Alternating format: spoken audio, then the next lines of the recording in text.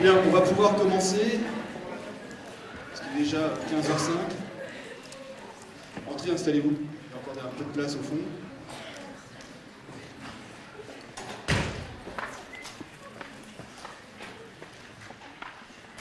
Avant de vous présenter notre conférencier du jour, je voulais avant toute chose remercier Madame Valette d'avoir bien voulu rendre possible ce cycle de conférences, lesquelles vont être consacrées durant l'année au CAGNE, qui passe le concours de l'ENS avec ce sujet sur les États-Unis de 1860 à 1953, mais également ouvert à tous les autres élèves du lycée et étudiants de première année, notamment ceux qui abordent en anglais, en civilisation américaine, les questions d'identité indienne, mais également les collègues de philosophie pour lesquels les questions d'identité ont toujours une résonance particulière.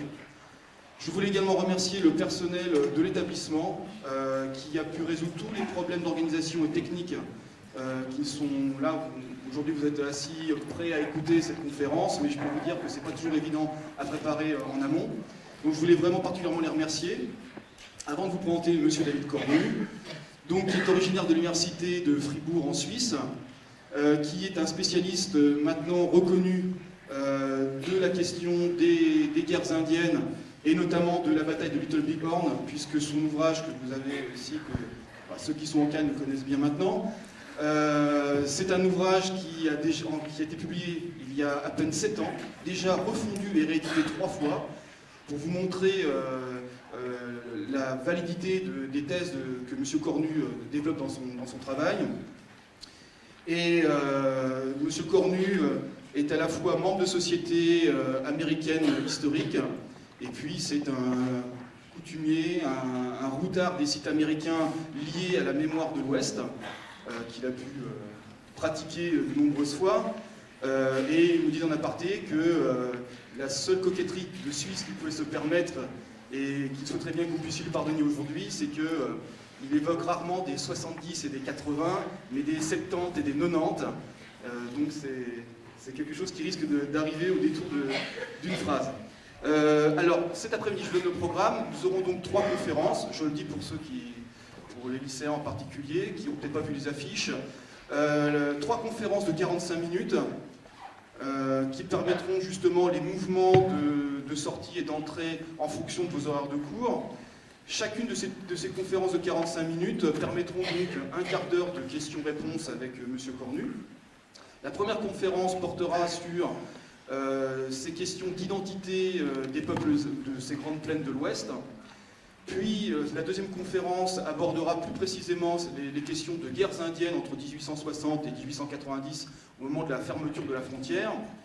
Et enfin, de 17h à 18h, une dernière conférence qui aura pour thème plutôt la conquête de l'Ouest vue du côté des colons, des Blancs en quelque sorte, pour essayer d'avoir une lecture plus tranchée de la question. Voilà. Donc je vais laisser la parole à notre conférencier et je vous remercie encore vivement à tous pour votre présence, ainsi qu'à vos professeurs qui ont bien voulu vous faire partager ces questions très rarement abordées en France. Voilà, je vous remercie. Bonjour à tous, merci beaucoup de m'accueillir ici, en plus en Normandie, pour un passionné d'histoire, c'est absolument incroyable.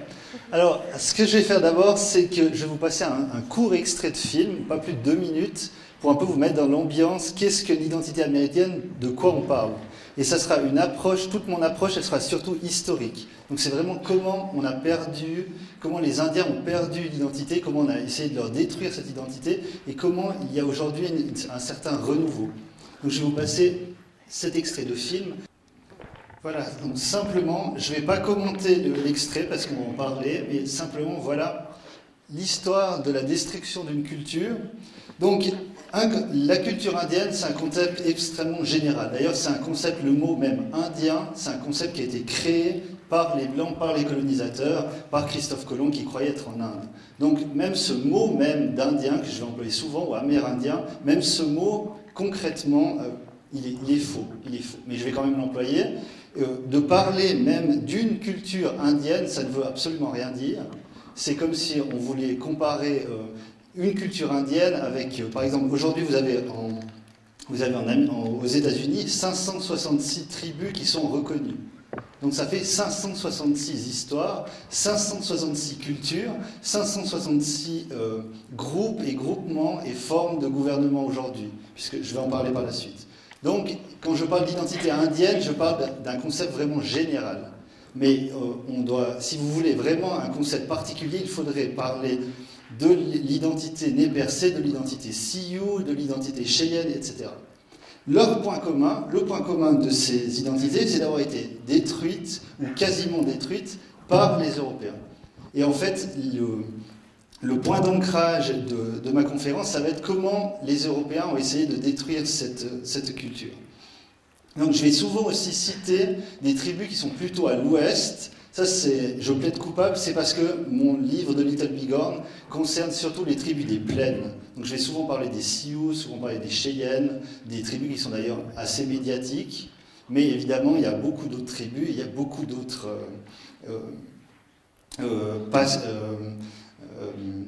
chemins particuliers pour chaque tribu. Donc l'identité indienne, nous sommes en 1890. Et en 1890, c'est la reddition et le meurtre du chef Sitting Bull.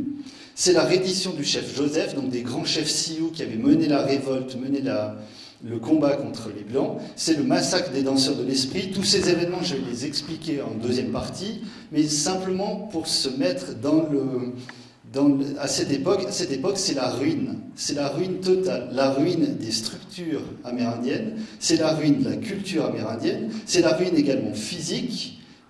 À cause des épidémies, les tribus ont perdu de 80 à 95% de leur population, ou alors par la famine. Donc c'est vraiment une ruine énorme, une ruine de toute la structure tribale.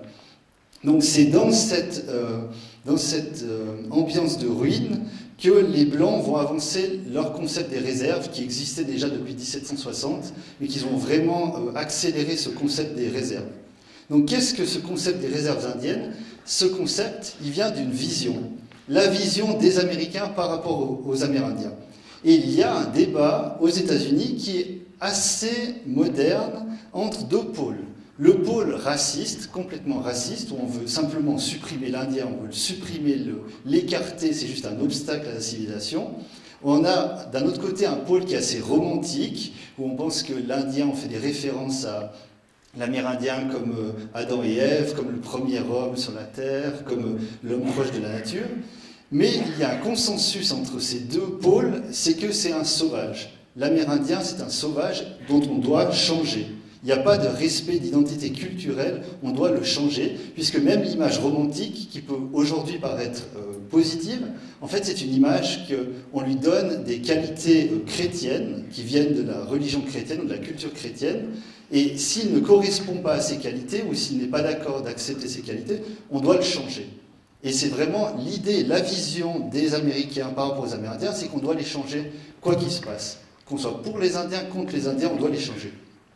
Et cette vision sera mise en place par le président Grant dès 1869, avec un grand programme dans sa campagne présidentielle, qui est le programme Faisons la paix. Et comment faire la paix? On va changer les Amérindiens pour que plus jamais il y ait de conflit avec les Blancs. Et c'est ainsi que va naître qui va évoluer ce concept des réserves. Parce que ce concept, à l'origine, en 1760, c'était simplement accorder des territoires aux Indiens où ils pourraient chasser, où ils pourraient pêcher, enfin ça dépend les tribus. Bien sûr, chaque tribu a des coutumes différentes, mais c'était vraiment des grands territoires à l'écart où les Blancs ne les verraient pas. Et évidemment, avec la voracité des colons, avec la colonisation avancée, c'est devenu des territoires de plus en plus réduits, à l'écart des colons, où en fait on va commencer l'idée de l'assimilation. Pourquoi? Parce que le modèle de la conquête de l'Ouest, ce modèle un peu épique qu'on a vendu par la suite au XIXe siècle, c'est que le colon, celui qui fait la conquête de l'Ouest, il est blanc, il est chrétien, il est fermier. Et si les gens qui ne correspondent pas à cette image, ou alors il est mineur, mais en tout cas il est capitaliste, il sait compter, il est blanc, il est chrétien. Et les gens qui ne correspondent pas à cette idée, on doit les changer absolument, les mettre dans ce goût. Donc l'idée, c'est vraiment que les Indiens doivent disparaître dans cette culture dominante. Et donc c'est l'idée qu'ont une sorte de lobby ou une sorte de groupe très influent à Washington qui s'appelle les Amis des Indiens. Donc ils ont un nom qui est extrêmement mal choisi parce que ces politiciens, ces écrivains, c'est des religieux ou des missionnaires, c'est pas du tout ce qu'on pourrait penser aujourd'hui de ce qu'on appelle des indianistes ou des gens qui étudient les Amérindiens. Eux, ils pensent que sauver les Indiens, c'est les changer par la force. Et les réserves vont être au début dirigées par ces gens-là. Ces Quakers, ils vont créer des écoles, ils vont créer des églises, etc. Et ils vont vraiment essayer d'influencer au maximum les Amérindiens. Et évidemment, ça va être extrêmement difficile, puisque c'est un changement total des manières de faire des Indiens, des structures des tribus indiennes. Donc ils vont essayer de casser ces structures, de casser toutes les structures des Indiens, et ils vont lancer, par exemple, ils vont pousser le Dawes Act de 1887, où en fait on va rendre les Indiens propriétaires, rendre les Indiens, on va plus accepter que la tribu tout entière puisse diriger un territoire, mais que chaque Indien reçoive un territoire d'après sa situation familiale, d'après sa situation, mais surtout familiale, s'il est célibataire, etc. Et on va vraiment morceler comme ça les réserves en leur donnant chacun un territoire. Et à l'origine, les intentions étaient plus ou moins louables, ça veut dire qu'on voulait en faire des propriétaires, mais en pratique, en fait, on a réduit le territoire des Indiens et surtout, on a fait exploser toutes ces structures tribales. On a fait exploser l'autorité du chef, on a fait exploser l'autorité de l'homme médecine, on a fait exploser l'autorité de la mère, du père, etc. Donc on a vraiment voulu remodeler totalement ces sociétés indiennes qui existaient, y compris dans les réserves. Et comme ce n'est pas encore suffisant, on a essayé de les modeler encore plus. Et encore plus, c'est l'assimilation forcée, et c'est ce qu'on appelle le code des délits indiens. Alors ce code des délits, qui a été mis en pratique par le ministre de l'Intérieur de l'époque, Henry M. Taylor, il fait une liste de tout ce qui est interdit dans les réserves, dès 1883. Tous ces éléments sont absolument interdits, et tous ces éléments, au moins une partie, sont extrêmement importants pour la structure familiale, pour la structure gouvernementale des tribus. Par exemple, la polygamie, plusieurs mariages, plusieurs femmes, etc. Souvent, les tribus faisaient ça par des alliances, c'est absolument interdit. Les rites des hommes médecine, tous les rites des hommes médecine sont absolument interdits. Le secrétaire de l'Intérieur les appelle les mythes païens, les rites païens. Donc tout cela est absolument interdit. Sont interdites aussi des danses rituelles, par exemple danse du soleil, danse du scalp, danse de la guerre, mais également tous les genres de danses traditionnelles sont absolument interdits dans les réserves. Et évidemment, on les remplace par des rites religieux chrétiens, protestants ou catholiques. Vraiment, on élimine tout ce qui pourrait être indien dans les réserves. C'est vraiment l'assimilation forcée.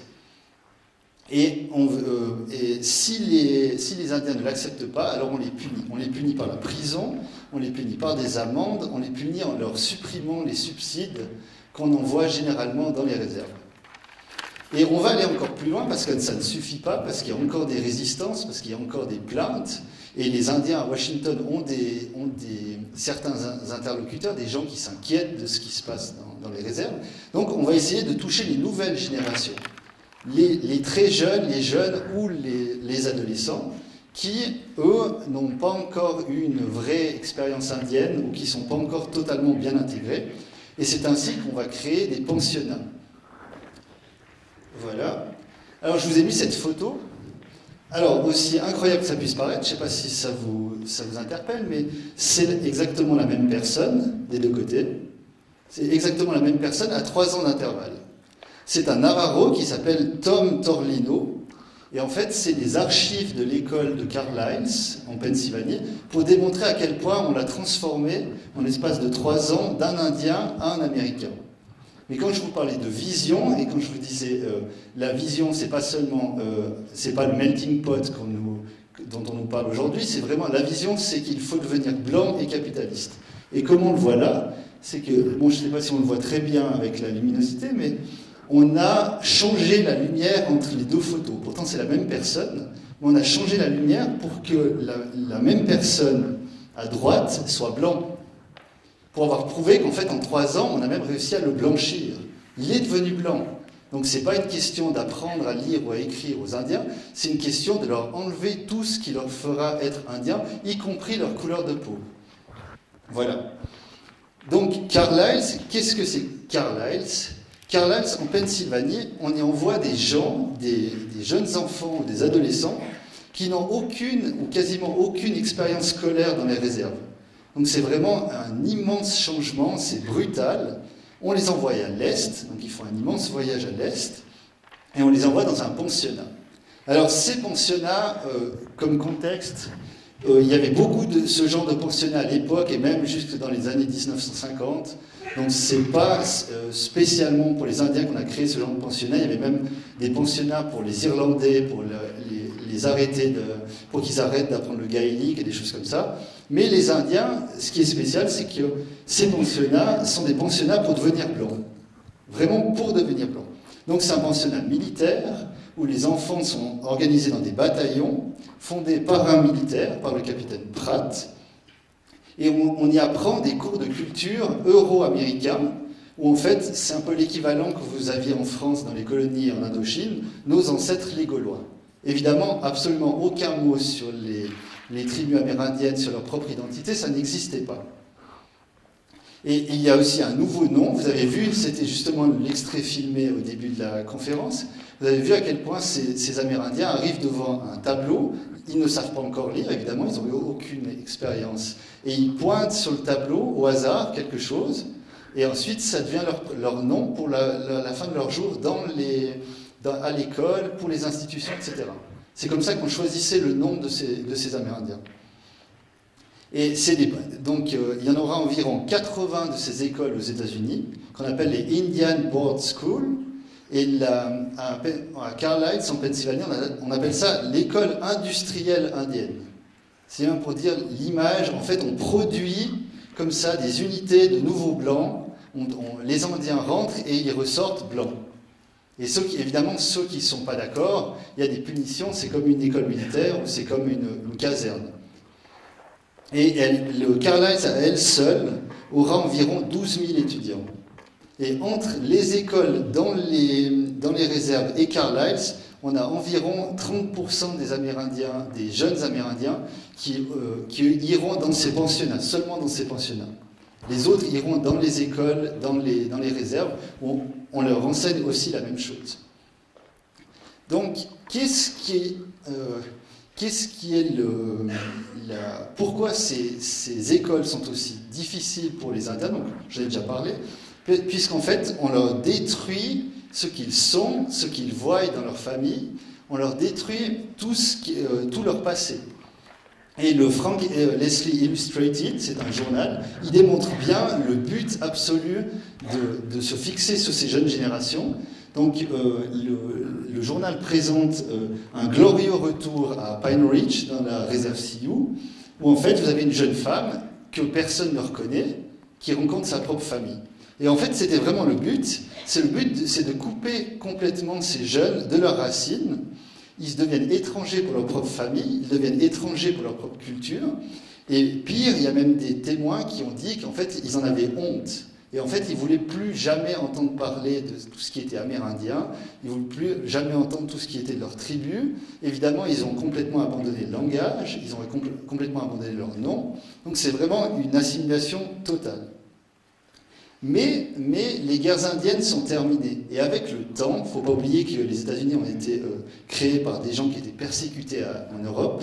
Donc il y a toujours des tendances pro-indiennes et anti-indiennes qui luttent entre elles. Et en fait, avec le temps, les gens commencent à se dire c'est pas normal que ces persécutions de ces jeunes Indiens ou ces persécutions des Indiens soient tolérées. On a eu des mouvements Quakers, des mouvements de réformistes, dont l'un est resté très célèbre, de Helen Jackson qui a écrit Un siècle de déshonneur. Et là, il y a une certaine prise de conscience au début du siècle, ou vers 1910-1920, en disant, voilà, il faut qu'on évolue, qu'on change notre approche des Indiens. Et donc, il y a eu une certaine évolution, dont je vais parler, mais évidemment, c'est des avancées extrêmement... Quand vous regardez les droits civiques aux États-Unis, c'est la même chose. C'est des avancées extrêmement lentes, extrêmement laborieuses, et c'est des batailles aussi énormes de l'administration contre le Congrès ou contre, par exemple, évidemment les États sudistes, mais pas seulement, ou les États de l'Ouest. Mais, par exemple, une des premières évolutions, c'est que les Indiens ont enfin le droit de vote. Avant, ils étaient ce qu'on appelle les untaxed Indians.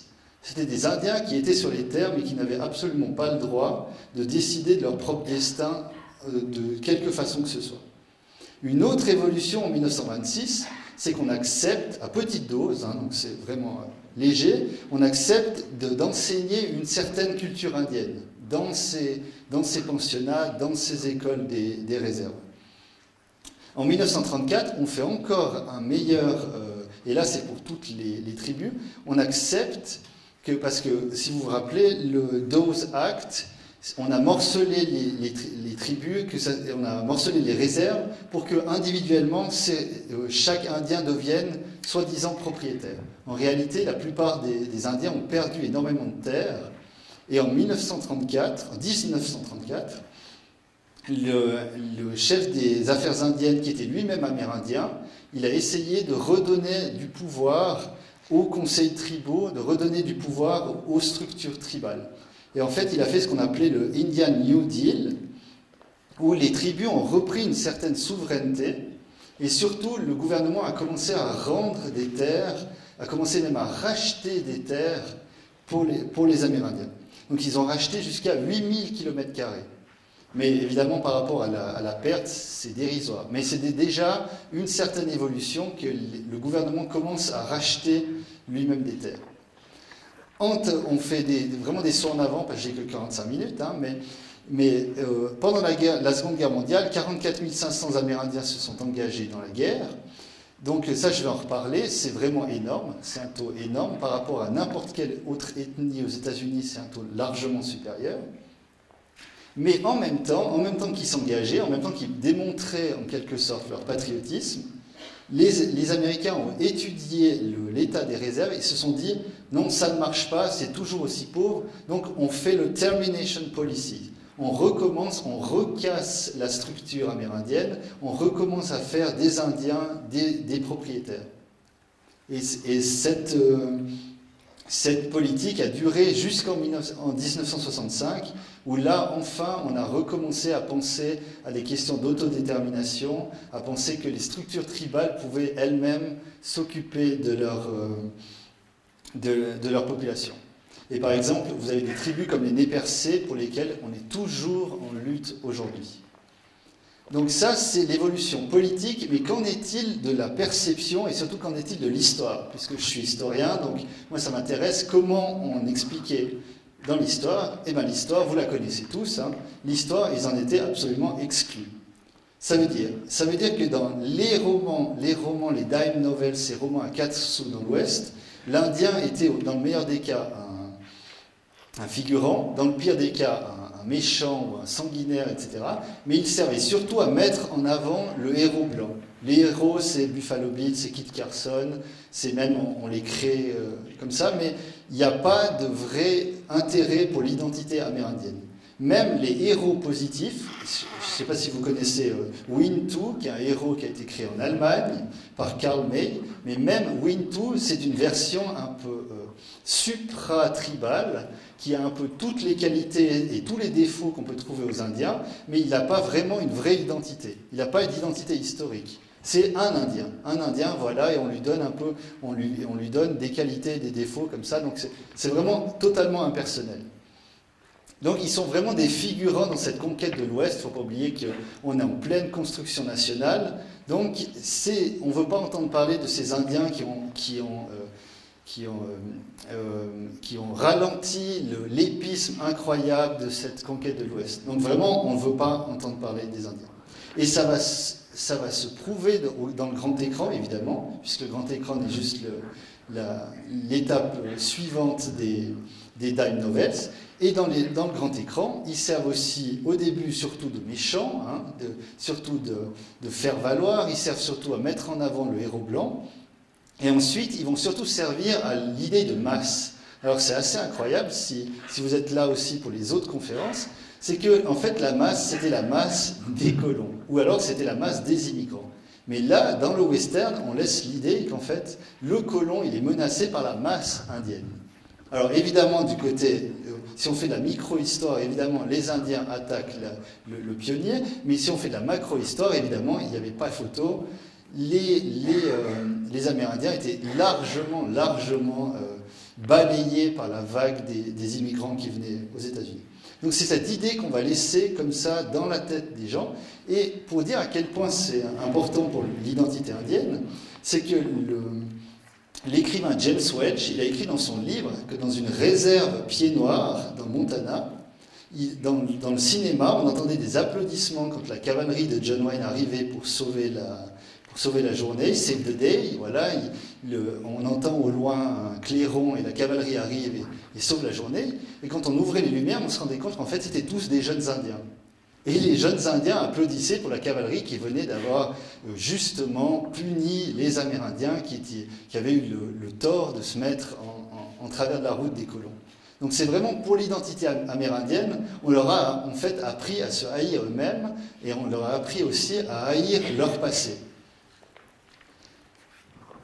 Mais ça va changer assez tard, mais ça va changer avec évidemment les révolutions de 1960, révolutions culturelles, les protestations contre la guerre du Vietnam, et il y aura tout un mouvement qui va monter, et le mouvement des minorités ethniques. Vous avez évidemment le mouvement des droits civiques, et il y aura ce mouvement, le Red Power, le pouvoir rouge, et les Amérindiens vont commencer à revendiquer quelque chose. Donc ils vont fonder l'American Indian Movement, qui est une organisation pour promouvoir l'identité amérindienne. Ça peut être aussi une organisation assez dure. Et ils vont commencer à faire pour avoir l'attention des gens, commencer à faire des opérations, quasiment des opérations commando, pour que les Américains soient conscients qu'il y avait ces Amérindiens, qu'ils soient conscients aussi de leur passé, et qu'ils soient conscients que ces Amérindiens voulaient exister en tant qu'Amérindiens eux-mêmes. Alors par exemple, ils ont occupé Alcatraz en 2 fois. La première fois, ils sont arrivés en bateau, ils ont mis un pied sur l'île d'Alcatraz, et ils ont dit « l'île d'Alcatraz est à moi ». Ils ont mis un drapeau, voilà, analogie avec Christophe Colomb. J'arrive dans un endroit, je me l'approprie, voilà, c'est ce que vous avez fait. Et ensuite, ils ont fait encore une action encore plus forte, c'est qu'ils sont restés pendant 2 ans, pendant une année, non, 2 ans, 2 ans sur l'île d'Alcatraz, et ils sont restés, et ils ont envoyé une lettre au gouvernement en disant l'île d'Alcatraz est insalubre, l'île d'Alcatraz est une prison, l'île d'Alcatraz est pauvre, ça nous rappelle les réserves. Voilà, donc c'était vraiment pour que les gens se rendent compte qu'il y avait ces populations dans les réserves qui vivaient très pauvrement et qu'on avait complètement ignorées. Alors leur mouvement aura déjà cette action sur les réserves et Alcatraz aura déjà des répercussions. Et comme il y aura déjà des répercussions sur la politique de Nixon, qui va commencer à parler des premiers Américains, ils vont refaire des actions ensuite. Donc là, vous avez évidemment le symbole de l'American Indian Movement, avec les 2 doigts qui représentent les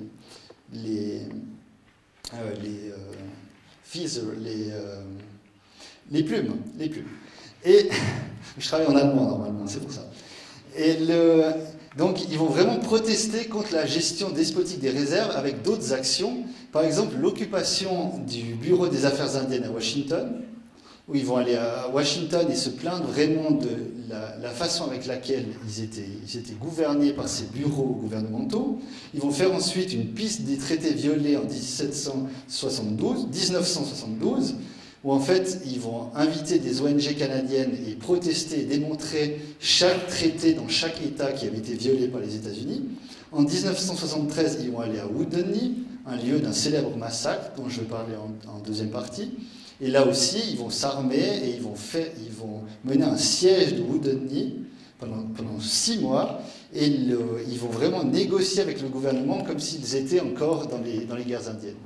Et tout ça, c'était vraiment pour que les Américains comprennent qu'ils ne pouvaient pas faire abstraction des premiers Amérindiens, ils ne pouvaient pas non plus faire abstraction de cette identité qu'ils avaient détruite ou essayé de détruire. Et ça va provoquer un certain renouveau. Déjà, ça va provoquer une certaine fierté avec la guerre du Vietnam, de dire, oui, nous sommes Amérindiens, oui, nous protestons, oui, nous sommes vivants, etc. Et c'est là, je fais vraiment un saut en avant, mais je vais parler d'entre deux. Donc, ce renouveau va faire qu'aujourd'hui, un Amérindien est le membre d'une tribu et un citoyen américain. Aujourd'hui, on est fier d'être Amérindien et on est membre d'une tribu locale qui a son propre gouvernement, qui a un législatif, qui a un conseil tribal. Le conseil tribal, c'est le législatif, qui a un président qui peut négocier directement avec les États-Unis. Ils sont aussi, à la fin en 1990, ils étaient plus de 200 000. Aujourd'hui, ils sont 2,4 millions aux États-Unis et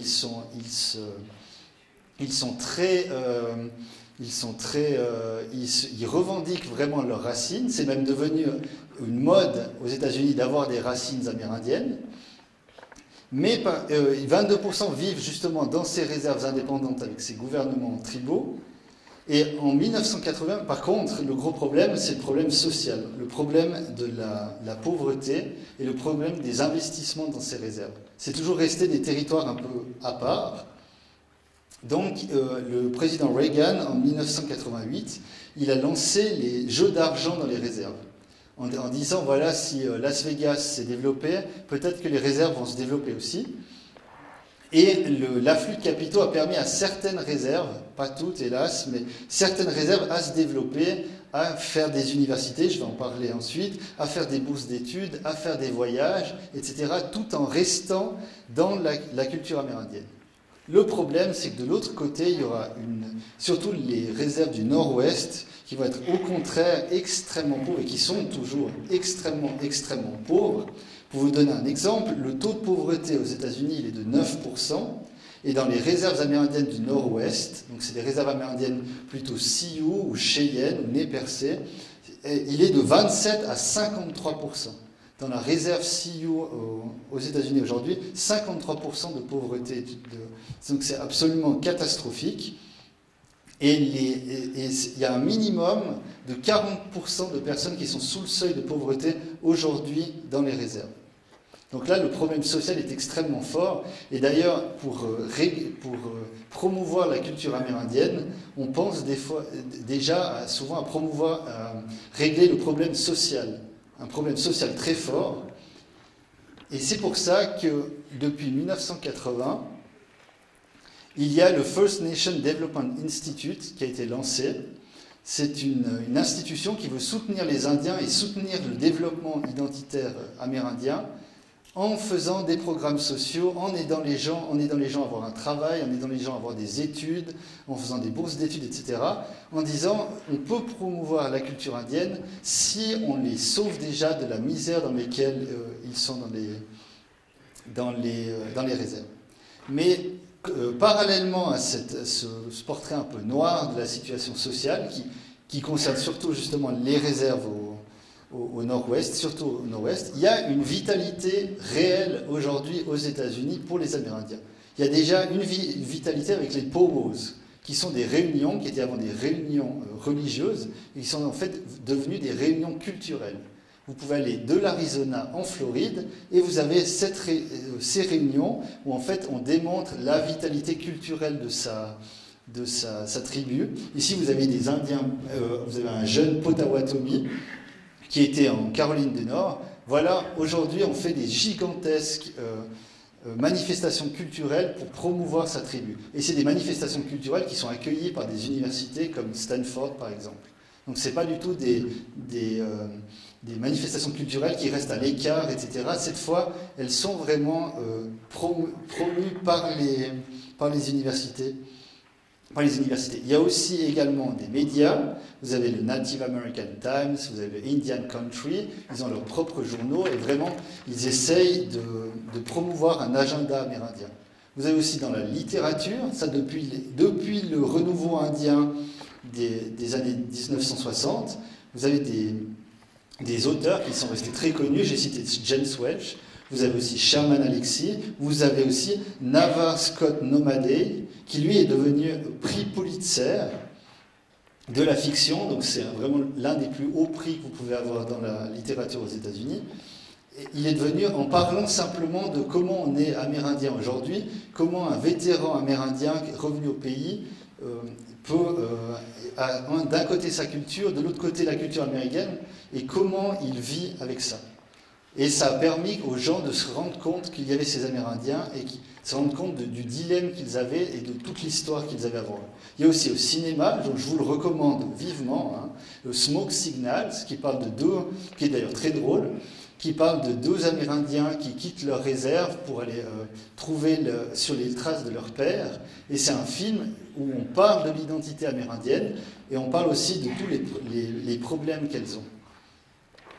Je parlais d'institutions, je parlais d'éducation. Donc aujourd'hui, les tribus ont la souveraineté, ont la gouvernance de leur réserve, et elles peuvent, avec l'aide du gouvernement, développer ce qu'on appelle les Tribal Colleges and Universities.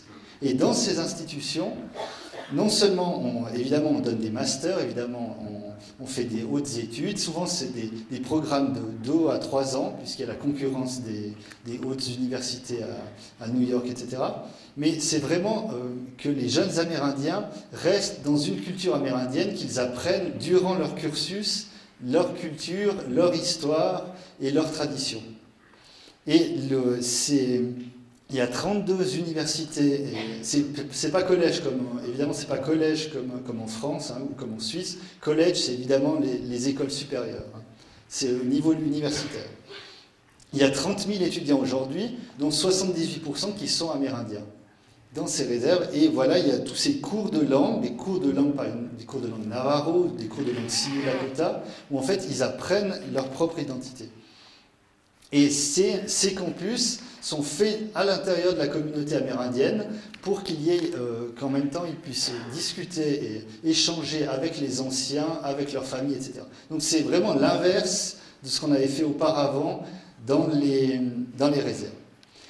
Et évidemment, l'identité, c'est pas seulement la sienne, c'est aussi comment on nous voit dans le pays.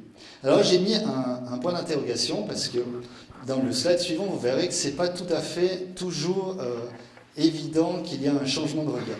Mais en tout cas, du côté positif, il y a un intérêt académique. Un intérêt académique avec les Native American Studies, qui sont des études interdisciplinaires, où on parle de social, d'histoire, d'études de genre, de sciences des religions. Donc c'est vraiment vaste et on étudie beaucoup les tribus.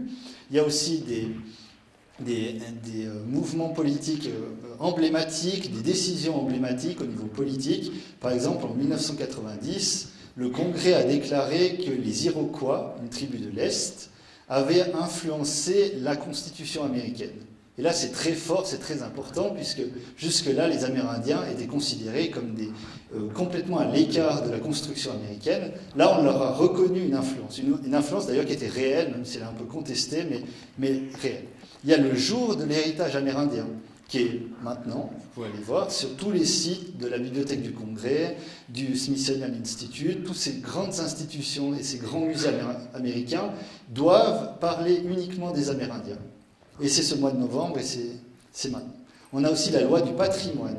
Maintenant, les archéologues qui découvrent des tombes amérindiennes, si on peut prouver que cette tombe appartenait à telle ou telle tribu, ils doivent laisser cette tribu enterrer le squelette ou enterrer le corps selon le rite amérindien.